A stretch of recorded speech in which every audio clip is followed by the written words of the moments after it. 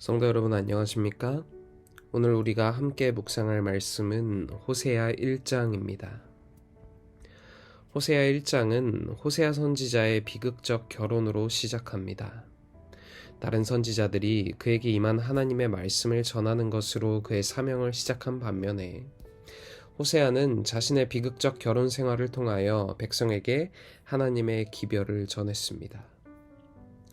호세아 1장 1절에는 호세아 시대의 역사적 배경이 나옵니다. 우시아와 요담과 아하스와 히스기야는 남방 유다의 왕들입니다. 요아스와 여로보암은 북방 이스라엘의 왕입니다. 본 장의 핵심 부분은 2절에서 9절인데 호세아가 하나님께서 말씀하신 대로 고멜이라는 음녀를 맞이하여 새 자녀를 낳는 장면입니다. 이스르엘과 로루하마와 로암미는 각각 이스라엘의 운명을 나타내는 상징적인 뜻을 지니고 있었습니다. 나는 너희 하나님이 되고 너희는 내 백성이 되리라 하는 것이 언약의 핵심인데 하나님께서 그것을 부정하셨으니 언약은 깨지고 이스라엘은 희망이 없었습니다. 하지만 희망은 없어도 소망은 남아 있었습니다. 그날이 오면 유다 자손과 이스라엘 자손이 함께 모여 하나님께 나아올 것이었습니다. 호세아는 북방 이스라엘의 선지자였습니다. 그러면서도 남방 유다의 정통성을 인정하고 다윗 왕조의 호감을 가지고 있던 그러한 선지자였습니다. 우리가 호세아에 대해 알 수 있는 것은 그가 브에리의 아들이라는 것밖에 없습니다. 그의 아버지 브에리에 대해서도 더 이상 알 수 있는 것이 없습니다. 본 장의 내용으로 추정해보면 호세아는 북방 이스라엘에서 출생하여 그곳에서 활동한 선지자로 생각됩니다. 그는 이스라엘의 왕 여로보암 2세, 7세 말기에 봉사를 시작하여 남방 유다에서 히스기야가 왕이 된 기원전 715년 이후까지 일했을 것입니다. 그와 동시대에 활동했던 선지자로는 아모스와 미가와 이사야 선지자가 있습니다.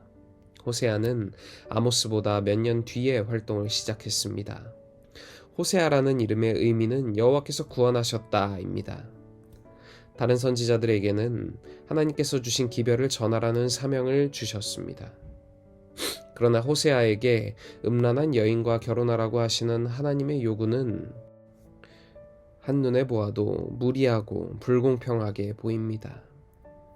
그러나 음란한 세상을 사랑하시는 하나님의 사랑도 불공평한 것은 마찬가지였습니다.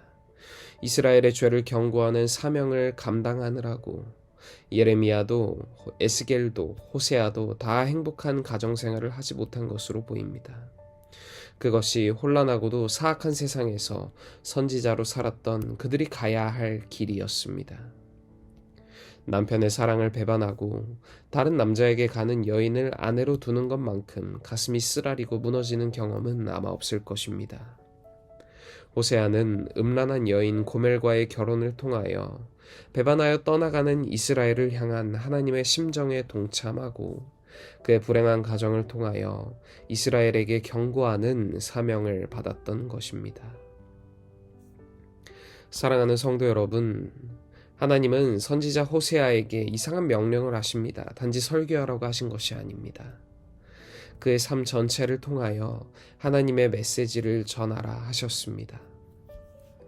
그는 음란한 여인 고멜과 결혼하고 자녀들에게는 충격적인 이름을 지어줍니다. 왜였을까요? 이스라엘이 하나님을 떠나고 있는 그 죄악의 현실을 단순한 말이 아니라 실제 삶으로 보여주기 위해서였습니다. 호세아는 고통스러운 결혼 생활을 통해 하나님의 마음을 전했습니다. 말보다 삶이 메시지가 되었던 것입니다. 이것은 오늘날 우리에게도 강력한 교훈이 됩니다. 오늘날도 세상은 우리 그리스도인의 말보다 삶을 봅니다.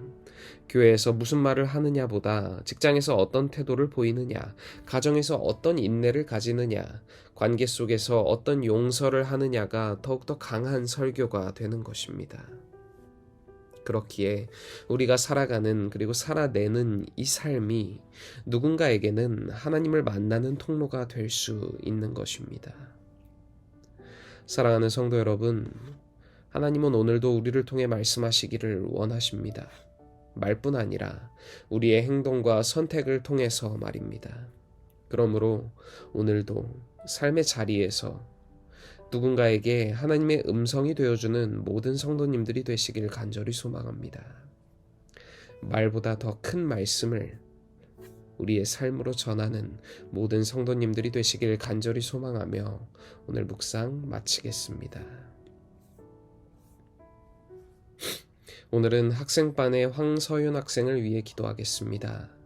하늘에 계신 하나님 아버지, 오늘 우리에게 새로운 하루를 허락하시고 새로운 한 주를 허락하심에 감사드립니다. 오늘은 학생반의 황서윤 학생을 위해 기도합니다. 주께서 사랑하사 그 삶을 계획하고 허락하신 황서윤 학생에게 함께하여 주셔서 언제나 그 삶의 모든 순간들을 늘 주님을 바라보며 사모하며 살아갈 수 있도록 하여 주시고, 특별히 언제나 하나님의 자녀라는 사실을 잊지 않고 살아갈 수 있도록 하여 주시옵소서.